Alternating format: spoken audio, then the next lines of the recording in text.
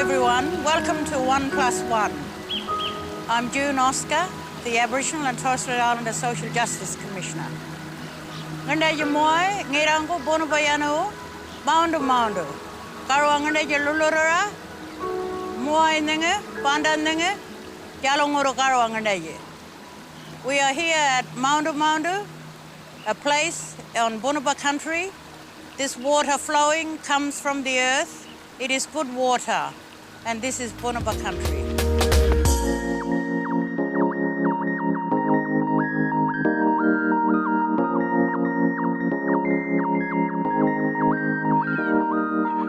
June Oscar, welcome to 1+1. Thank you, Dan. We're here on your country, Bunuba country at Yiramalay near Fitzroy Crossing.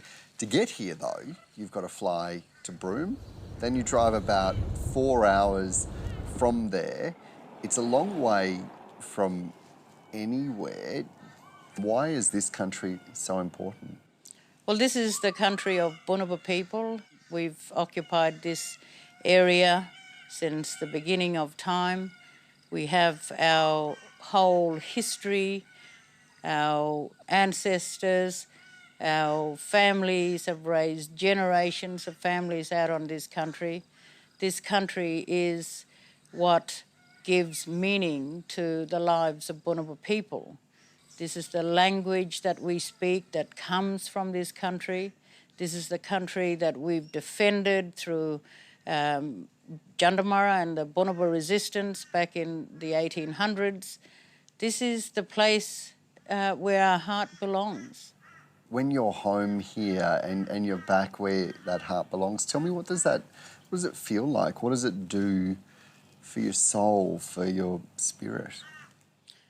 Oh, coming back into country just means I can leave the rest of the world and all the busyness of that behind, and it re-energises me to continue to confront the issues that I have to deal with on a daily basis in the outside world. And as the Social Justice Commissioner, it's wonderful for me to have a place to escape to.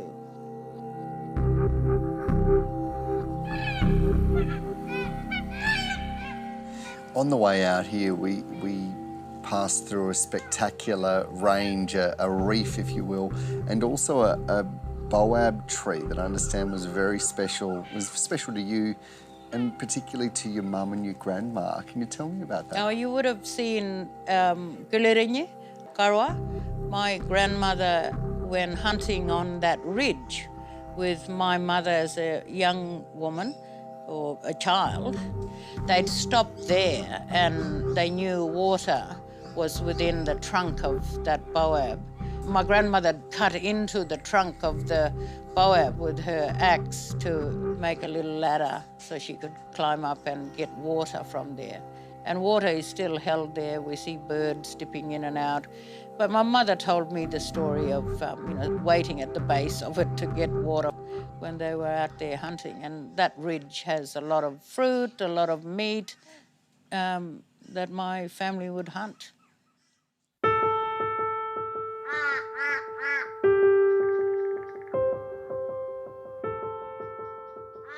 You've talked about the power of story and of connection here.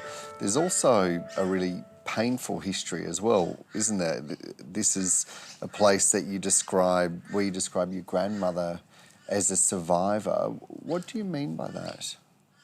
Well, my mother, her mother, and my grandmother's sisters and extended family, they were born during the time of the resistance against white settlement into Bunuba country, led by Jundamurra, who was, a Bunuba man. If you were a white person, a white man, you were given full authority to shoot Aboriginal people. So up here it's known as the killing times, and these are the frontier wars that our people lived through. Bunuba people were killed throughout Bunuba country at the time of that resistance. There's places in Bunuba country where there's mass burials, there's graves, there's human remains through our country, through the Oscar Ranges, through the Napier Ranges, and so that's real. That's our reality.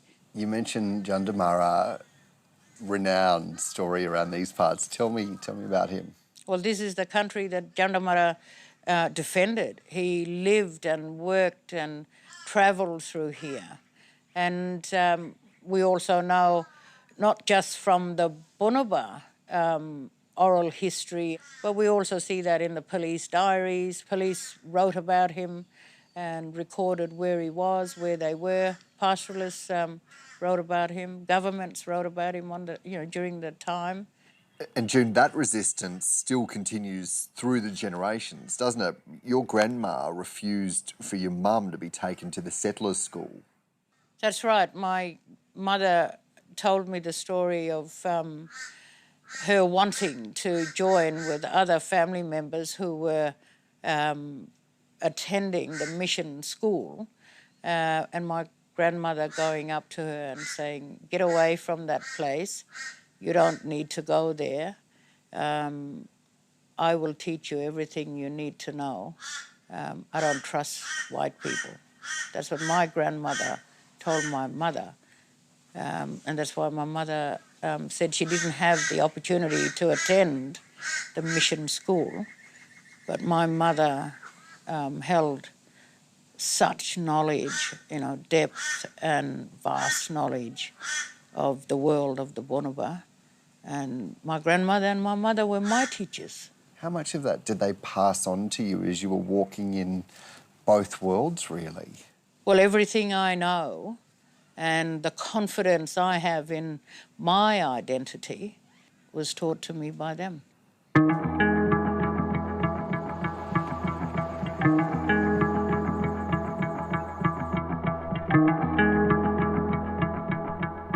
June, right now in Fitzroy Crossing there are lots of different Aboriginal communities, language groups. Well, has that always been the case? Different language groups in Fitzroy have come to live in Fitzroy from when the missions and the police started to establish themselves here. And from the killing times, people sought refuge at the mission with the missionaries. And then later, when we had, after the 67 referendum and the equal wages decision, which meant that pastoralists had to now pay Aboriginal people for their labour, we saw a lot of Aboriginal people trucked off the pastoral properties, which sits on their traditional lands. People brought into Fitzroy and dumped in Fitzroy, and that gave rise to a whole group of, 5 language groups living at the southernmost point of Bunuba country, which is where the town is built now. And people lived in separate areas according to which language group they belonged to, and the people in the middle were the mediators that would manage the traffic and the communications between the language group. And I recall watching that cultural authority of very senior people, men and women, manage us all living in a confined space at the mission camp, which was, small, akin to a refugee camp. And as a kid growing up in that setting, we had the opportunity to see our cultural leadership in full flight. June, you went away to Perth for high school, and I think you came a little bit closer back to Derby for a job when you had a light bulb moment. Tell me about that story. I came back to Derby and did some relief work with the Aboriginal Legal Services of Western Australia. I think I was about 19 years of age then. And as I was preparing court documents for the solicitor then, I realised that what I was typing was a real injustice and that Aboriginal people can, seek justice through the courts, through the Western courts. So it was there that I realised this is wonderful that we can trust a system to uphold our rights, to defend our rights. From seeing those rights protected in that frame, you went on to do a whole range of jobs, including ATSEC Commissioner, the Women's Resource Centre CEO in Fitzroy Crossing, Kimberley Language Resource Centre Chair, and the key feature and that common thread that runs through your CV seems to be about affecting and creating real change. Well, firstly, for me, it is about our right to be who we are as Indigenous people. So I became really aware at a very young age that my role and my contribution as a young person alongside of the cultural authority of my elders at the time was to be a useful tool within that setting and be at the interface where it was my responsibility to make sure my elders understood what was being said, what was being requested of them, what was the impact for them. So it was clear to me that was my role. I enjoyed working in that space. I stayed within community development and social justice from that early light bulb moment with the West Australian Aboriginal Legal Service in Derby. This is Fitzroy Crossing in the boom state of Western Australia. Alcohol has cut such a destructive path through the Aboriginal community here that the West Australian coroner is investigating 20 deaths in the region, all believed to be related to drinking. This week sees the start of a 6-month ban on all takeaway alcohol bar light beer, an act demanded by the community. Well, I think it's been at a real crisis point for quite some time, and the decision to take some drastic action has had to happen sooner rather than later. Fitzroy Crossing, your home, is now a dry town, which came about through your work to try and stop fetal alcohol spectrum disorder. In fact, that's where I first interviewed you about 15 years ago. It feels like much longer than that. Just remind me, what pushed and prompted you to have that focus? There were several things. There was the issue of the 50 deaths in 1 year, preventable deaths. Alcohol was a large part of it. You know, the impact of that the Fitzroy Valley was in a rut of grief and loss and sadness. It was very, very troubling times. And that families were grieving, but families were also carrying this parenting responsibility of children with behaviours that many of the great grandmothers had never seen before. So these were children being born who had been exposed to alcohol in utero. And the result of that, when the child was attending school, that there were so many children that were being sent home or expelled for bad behaviour, or what was termed unacceptable and bad behaviour. So many children talked about having the red card and being sent from class to the principal's office. And, you know, we thought our children can't all be this bad in this many numbers. We also had really listened to the grandmothers around how they were responding to meeting the needs and protecting and caring for these children. And many of the grandmothers, great-grandmothers were saying, we have to address alcohol. So it was urgent. And so that was when in July of 2007, we met out at Mingalgala in Gooniyandi country, and women gave me the instructions to take this matter up with the West Australian Liquor Licensing Commission. And so we wrote to the Liquor Licensing Authority requesting a moratorium on the sale of full-strength alcohol and spirits to our community of about 3,500, 4,000 people. What impact did that decision and that change have on the safety and well-being of children? So we were successful in having restrictions imposed into our community. We were then able to focus on the situation of our children. We were able to respond to their medical needs immediately and their educational needs. And what was the reaction in the community more broadly? Oh, there's opposition to the Strong opposition, if I remember. Very strong opposition.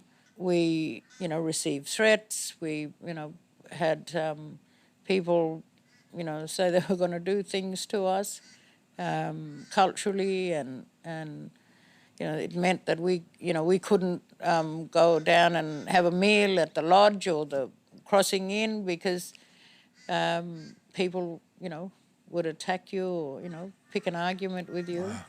Wow. There were, businessmen that, told me to pull my head in and, what did I think I was doing and to stop shit stirring. Wow. How did you withstand that? How do you forge through such vitriolic opposition and just go, I'm going to keep going, I'm going to forge ahead? Well, there was one clear answer for me, and it was because the children are worth fighting for. It's pretty powerful. Simple. It's clear that so much of your work has been driven by hearing and listening to the voices of women. I think the Bunuba word is Winyawara. This is something that's become central, really, to your work as Social Justice Commissioner.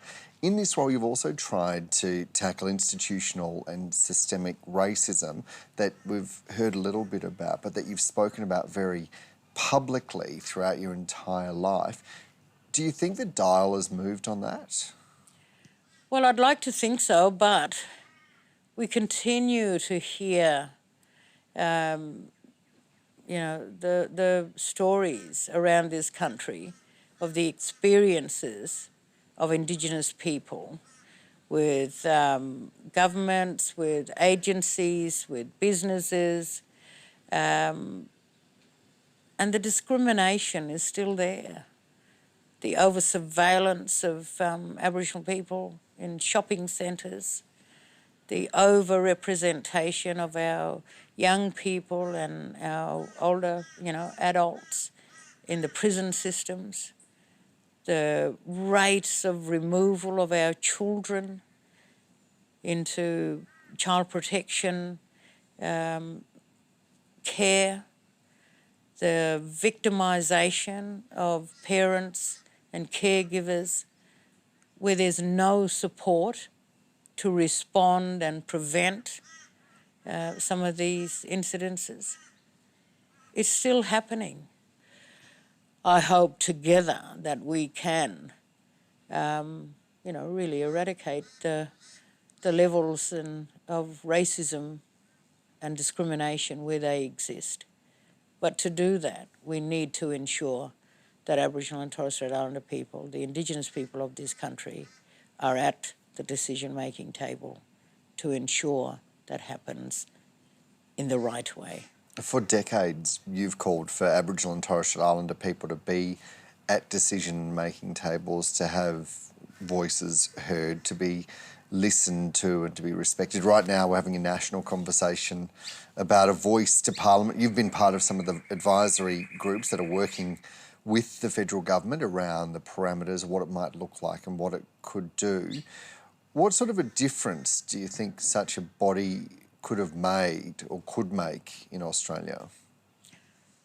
Well, I think it would be a body that would be so enabling, would provide a mechanism for Australia to make informed decisions around the issues that impact Aboriginal and Torres Strait Islander people.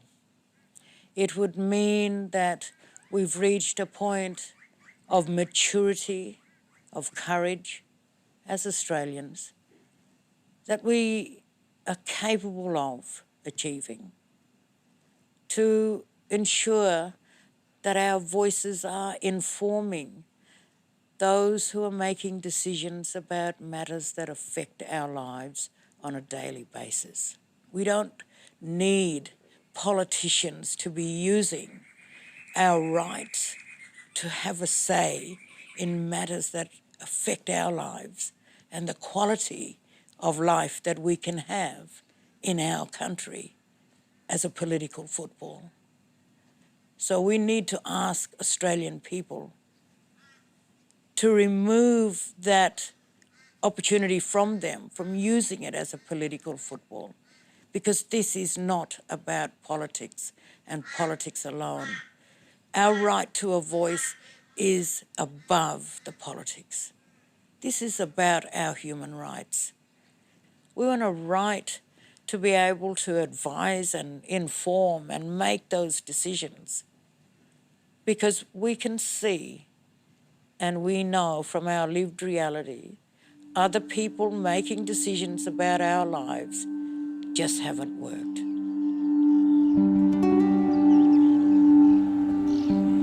June, you've just returned here to Bunuba country from New York, where you were there in an official role as the Aboriginal and Torres Strait Islander Social Justice Commissioner, but you've also spent a lot of time here throughout the floods that have really captured, at times, the nation's attention.